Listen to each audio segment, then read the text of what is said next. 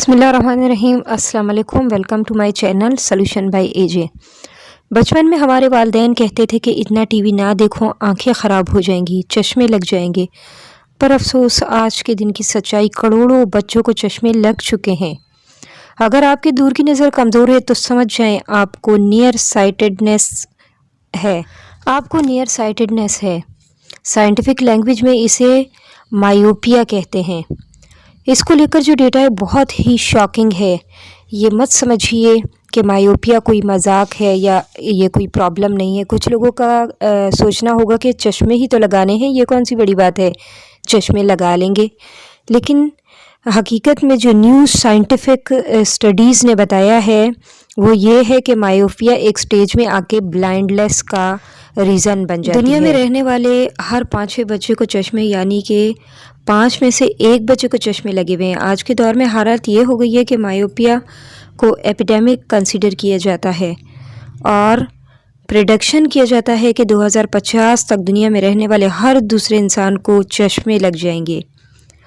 ये सब आखिर क्यों होता है? और अगर आपको ऑलरेडी चश्मे लग गए हैं तो क्या आप अपनी आँखों को नेचुरल तरीके से वापस ठीक कर सकते हो? और अगर आपको चश्मे नहीं लगे हैं तो स्मार्टफोन की दुनिया में कैसे अपनी आँखों को बचा सकते हैं? क्या असली वजूहात होती हैं मायोपिया के पीछे? आज की इस वीडियो में सभी सवालात के जवाब जानते हैं लेटेस्ट साइंटिफिक स्टडीज़ को समझते हुए। अगर आपकी आँखें ठीक से काम नहीं कर रही है, इसका मतलब है कि आपकी कार्निया की शेप बदल गई है।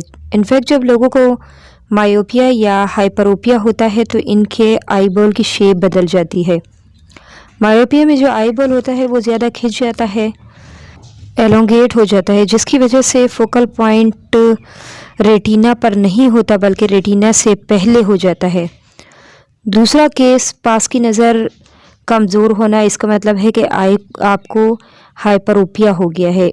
इससे आँख पिचक जाती है तो पास की चीज़ें ब्लरी नज़र आती हैं क्योंकि फोकल पॉइंट रेटिना के बाद हो जाता है। एक और चीज़ बता दूं कि इंसानों में सभी न्यू बॉर्न बेबी की जो आंखें होती हैं वो पिचकी हुई होती हैं। ये हाइपरोपिया वाली आंखें होती हैं जो कि न्यू बॉर्न बच्चे में 2 साल तक होती हैं। इन्हें पास की चीज़ें सही से दिखाई नहीं देती, लेकिन आहिस्ता आहिस्ता जैसे जैसे बच्चा बड़ा होता है तो इसके आईबॉल सही साइज़ की बन जाती है। इस प्रोसेस को पूरा होने में तकरीबन 2 साल लगते हैं।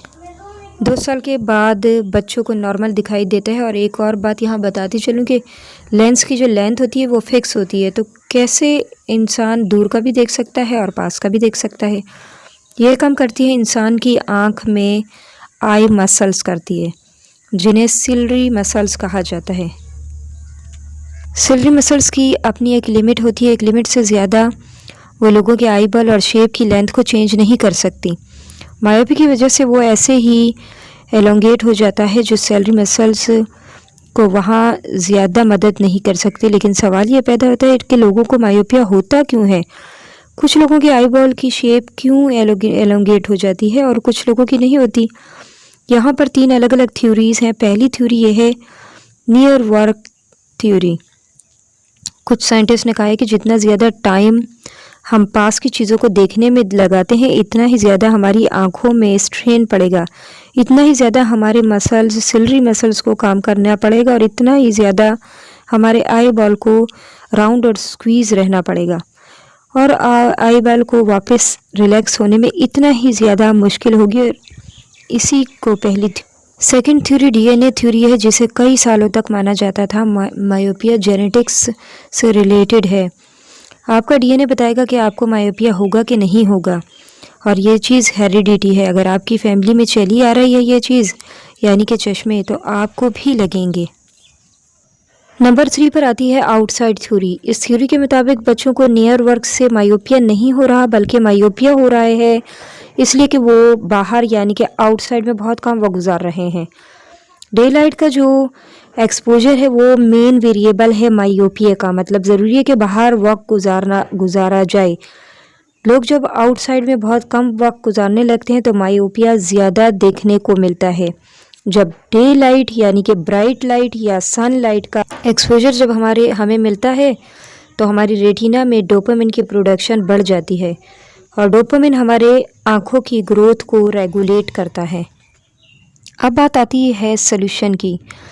तो हमें यहाँ इन तीनों थ्योरीज़ को अकाउंट में रख लेना चाहिए। ऐसा नहीं है कि डीएनए की थ्योरी गलत है, यह हकीकत है कि जब पेरेंट्स को मायोपिया होता है तो आपके मायोपिया होने के चांसेस ज़्यादा होते हैं, यानी कि कुछ लोगों में मायोपिया एक्चुअली ये जेनेटिक्स का रीज़न भी हो सकता है। लेकिन आउटसाइड वाली थ्योरी सबसे ज़्यादा इम्पॉर्टेंट थ्योरी है, इससे सबसे ज़्यादा असर पड़ता है। इसके बाद नियर वर्क वाली थ्योरी है, हमें ज़्यादा से ज़्यादा बाहर निकलना चाहिए, डे लाइट को ज़्यादा से ज़्यादा यूज़ करना चाहिए, डे लाइट में वक्त गुजारना चाहिए। दूसरा, नियर वर्क की इंटेंसिटी को कम से कम करने की कोशिश करें। अगर मेरी वीडियो आपको अच्छी लगी है तो इसे लाइक, शेयर और सब्सक्राइब करना मत भूलिएगा। नेक्स्ट वीडियो में मिलते हैं, जब तक के लिए अल्लाह हाफिज़।